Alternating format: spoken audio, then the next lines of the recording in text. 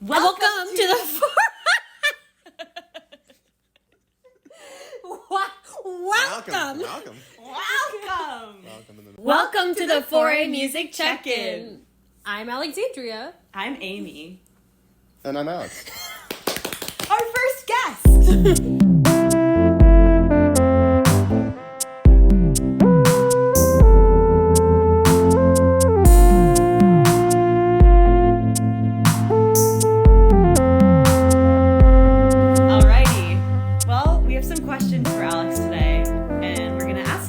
See what he says. And we hope that this changes your life in some way. Is that too much to ask? Probably. Okay, our first question is, how did you get your start in music? And would you take us through your musical journey from then to now? Great. So I started out as a violinist, actually. When I was 6 years old, I started playing violin. What? No information. Know that. And I come from a musical family. My mom played piano, studied piano, and then self-taught guitar. And my oldest sister, Christina, kind of followed her with the same classical piano study with self-taught kind of pop guitar. And then my middle sister, Isabel, played violin. And so my mom was always trying to make sure that we all had like our own lanes that we could do things in so that we weren't like competing with each other. That's nice. So I started with violin at first. And I mean, Isabel's 5 years older, so it wasn't really an issue of competition, but then I kind of found my way to the saxophone. I was very into it, so I ended up doing private lessons and starting getting into jazz and Charlie Parker when I was like 10 or 11. 10. Yeah, and so it kind of all went up from there, and then started joining some organizations, primarily Jazz House Kids, which is a very important organization in my life. Joined them when I was 12. Spent 6 years doing their after-school ensembles. And that led to everything else. A lot of summer camps, a lot of other educational programs, Manhattan School of Music pre-college program, and that led me to pursuing it professionally eventually. Wow. I love that your band director was worried about you being, like, bored. I would come into, like, regular sax lessons in the school, like, playing snippets of Charlie Parker melodies, and he was like, this is great. I definitely don't have the time to, like help you with this. And so he was really supportive, but he was definitely like, we need to outsource this, otherwise, like, you're just going to get too bored. How did you discover, like, Charlie Parker, jazz, that whole situation? It's kind of, I honestly say it's kind of a backwards discovery, because my sister, Christina, got me a real book for Christmas in 5th grade. That is a backwards discovery. I love it. So, like, we spent, it's now that I'm, like, an educator, too, like, we spent so much time poo-pooing the real book. And it's like, that's actually how I kind of got into it. And what happened was I would, it was a whole book of 500 tunes or whatever, and I would just like flip through the pages and start reading all the songs. I love that. And when I showed up to my first lesson, like probably March or April of 5th grade, I told my teacher that I wanted to learn Blue Monk and Now's the Time or something. Wow. And my teacher, who was like, he's a real serious jazz saxophonist, he was like, what just walked in my door, because you don't have many 10 or 11-year-olds coming at you saying, hey, I want to learn Monk and Bird. So I just got lucky, I think, that she gave me that at a time when I needed like more than just whatever was happening in the school band. I think my parents always liked jazz, but I only really remember 3 albums or at least CDs in their library, and it was like Kind of Blue, wow, and then Coltrane's Lush Life and Coltrane's Ballads. Wow. Which is really interesting, because now those are 3 of my favorite albums. And before I started playing, I thought it was like, this is boring, long. Right. Who wants to hear a song for 8 minutes? And this, I was like, really, I didn't get it. But having a little bit of jazz in the house, and then especially with like Nat King Cole, Frank Sinatra, like some of the more classic stuff. Yeah. It was very easy to snowball into like falling in love with Charlie Parker. And then my grandmother got me like the best of Savoy and Dial recordings of Birds, and that's where things took off. At what point did you know that you wanted to be a musician professionally?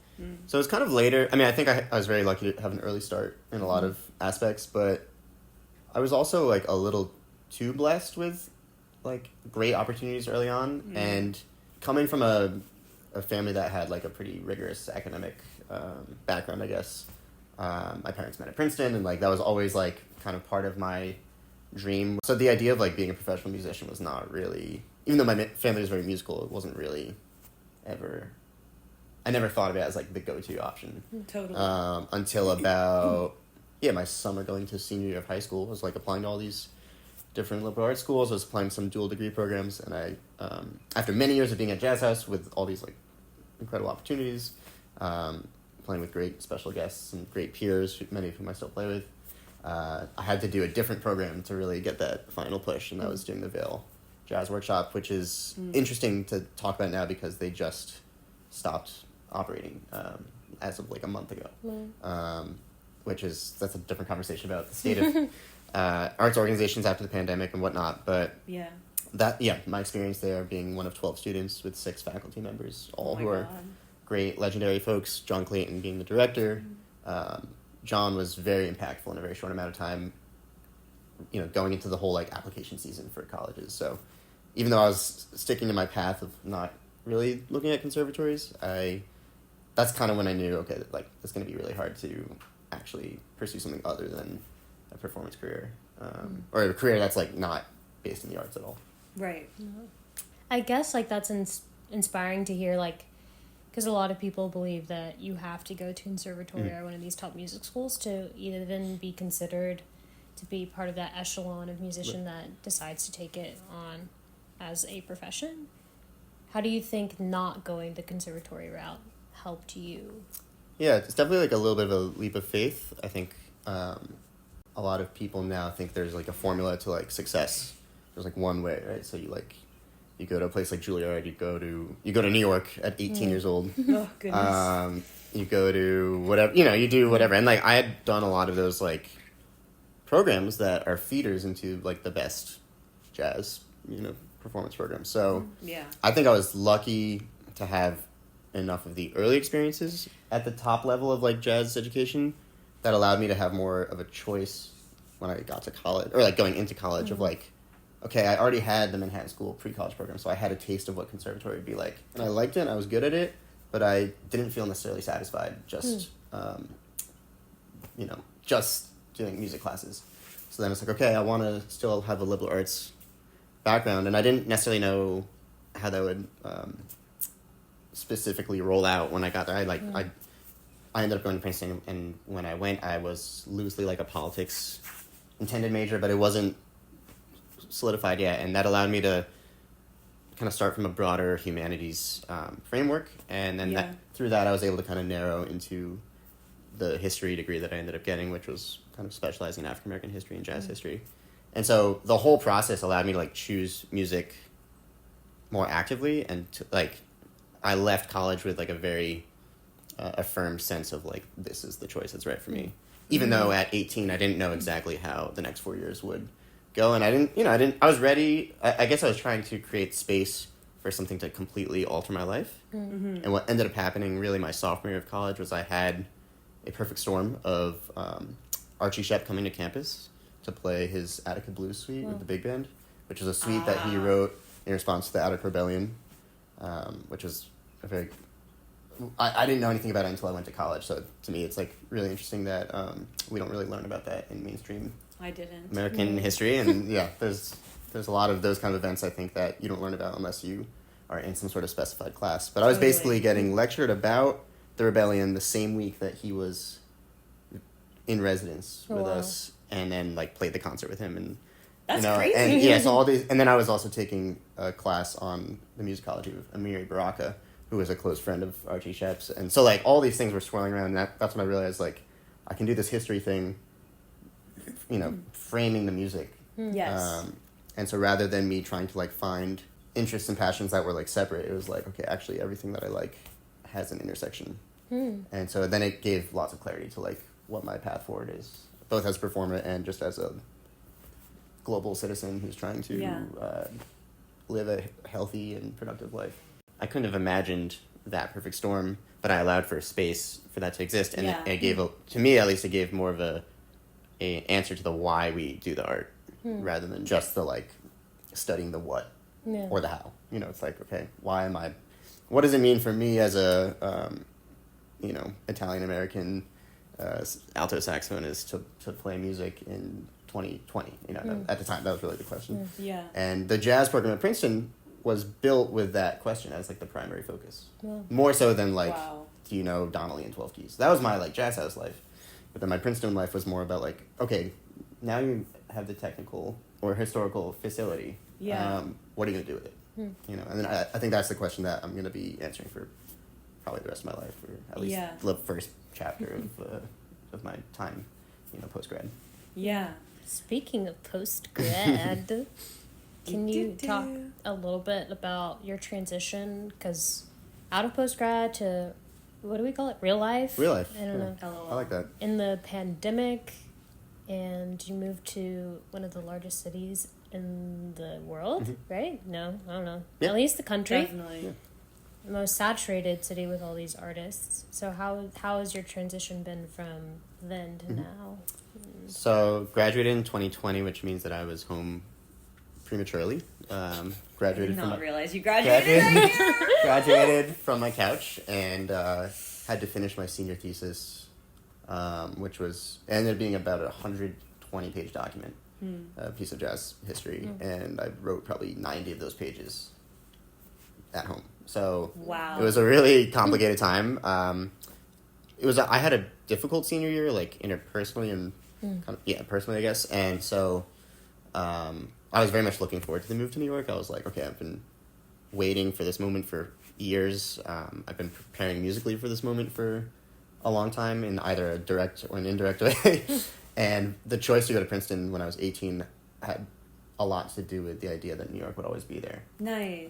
And trusting that I could focus more on my stuff and my development as a person and an academic and as a player outside of the New York context. And the funniest part about that was that 3 months before I'm about to move to New York, and New York gets ripped from me. It gets ripped from all of us because we you know, gigs go away and we're figuring out this whole pandemic. So I was home for a few months, but I still wanted to be... I didn't want to delay the dream anymore. And so I still wanted to be here before things truly came back. So I moved. That is brave and cool. So, yeah, thank you. So I moved in November of 2020, before vaccinations, before the first winter. Wow. I had like some online teaching stuff. I was working part-time. I kind of returned to Jazz House in a part-time admin role. I basically helped them move their summer workshop to an online format. Wow. And I was like the assistant to... Oh, that just gave me chills. It gave director. me chills because, like, when I think back, having stuff online at the end of the day was what got me through that. Right. Like, and as weird as the online space can be, like, I just have memories of things that I was able to do in connection with others. Right. So that's amazing. Yeah, and so it was all about, like, okay, we don't know what's happening. Yeah. It's like we don't know what the future holds, so we have to just pick up the pieces and try to figure out what makes sense. And I was doing a little bit of that kind of, like, the virtual recording stuff, but I did a few projects, and it was never like, oh, this is great, you know. It was kind of like, yeah, I'll do it. I knew for me that wasn't really, like, how I wanted to spend my time, or I didn't want to get too stuck in that. So it was more the education stuff. I was teaching private lessons online. And then I was also, like, helping a mentor of mine and a friend of mine who, Pascal LaBeouf, he's a great pianist and composer. He was a PhD student at Princeton. And so I got to know him a little bit, and he needed help with his Wikipedia page. So I was helping, you know, I was like, everything was just very like, yeah, I'm down as long as I can make some money off it. Yeah. It's like, and that wasn't the only purpose, obviously, but it was like, how can I stay engaged? You gotta stay in New York. Yeah. How can I stay engaged in musical endeavors? Yeah. And how can I start to build a career that's based in the arts and in the music, that is still motivating and still like building towards something. And so, even though there were no guarantees on like when things would resume, I did feel good about the choice to come to New York early. I was able to pay my bills still. Like I've been fortunate that money has not, like, since I started working fully, that like money has not really been a total concern. I mean, we're always, as freelance musicians, we're always like looking for the next gig, but I was able to keep things. I was busy in multiple ways, and it allowed me to be kind of have diversified income. And so, Good. even if like something dipped for a while, it was, you know, I was able to make up for it in other ways, and that's been true even as things have like come back in a fuller freight.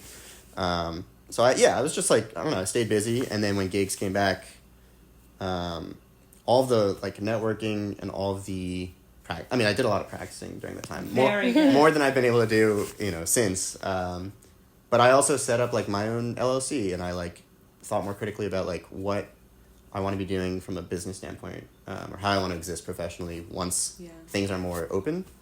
And I think doing that kind of groundwork then, and like being able to seize the time then to think about that was really productive. And I think it's something we're always figuring out, like how do we exist in the world as an artist or musician? Yeah. What's our position, to certain communities that we want to be a part of, or certain work that we want to do. But it's allowed me, and it's that, I guess, having that professional like openness has pushed me into wearing different hats that have definitely weathered the storm.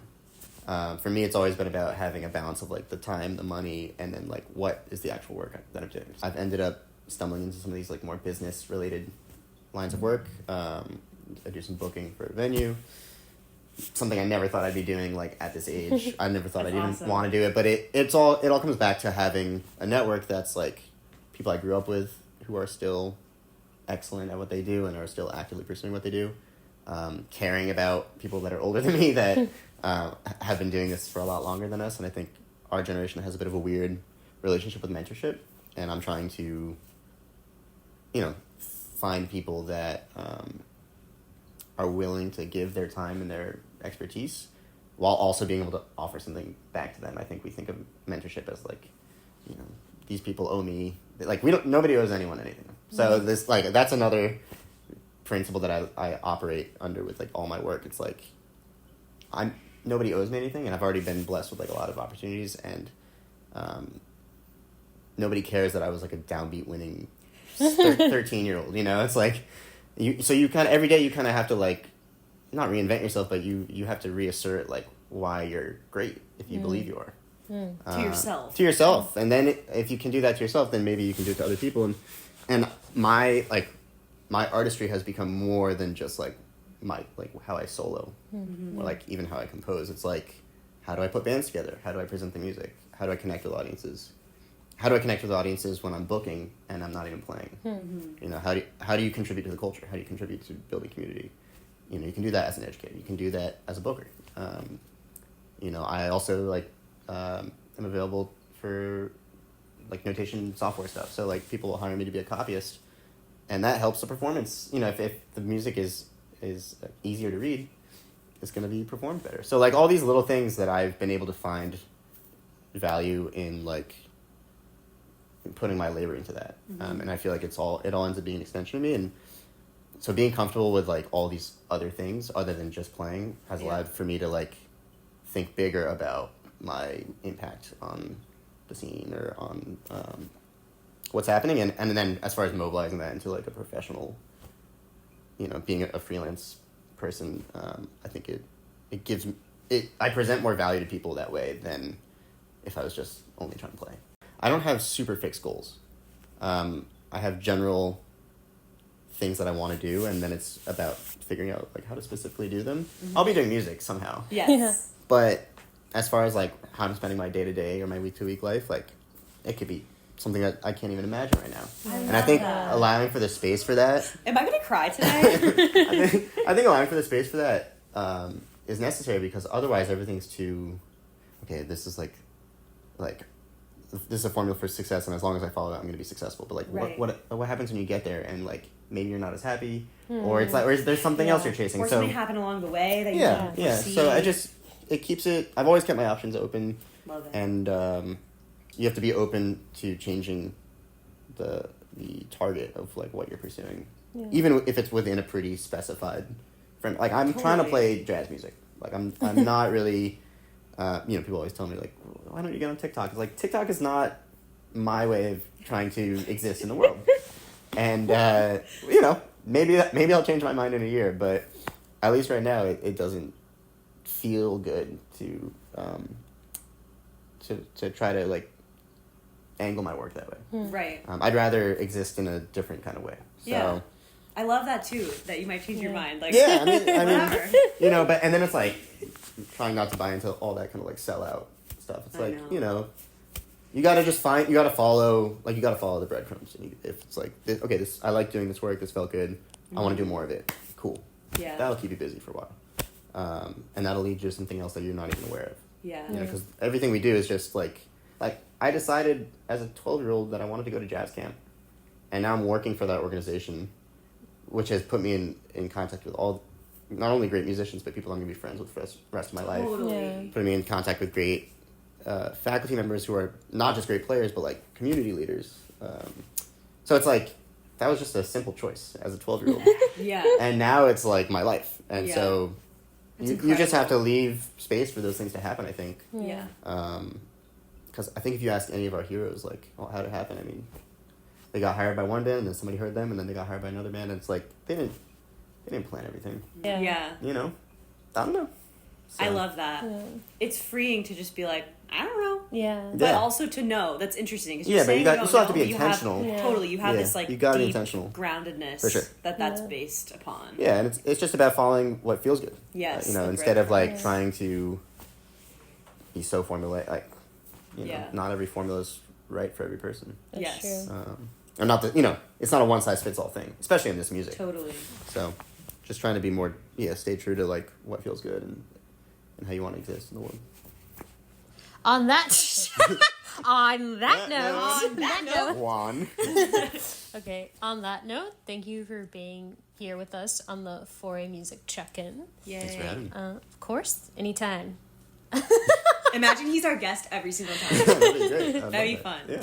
But we're going to end part 1 here. Stay tuned next week for part 2. Woohoo! Bye. Thanks for watching. Subscribe. Okay, bye.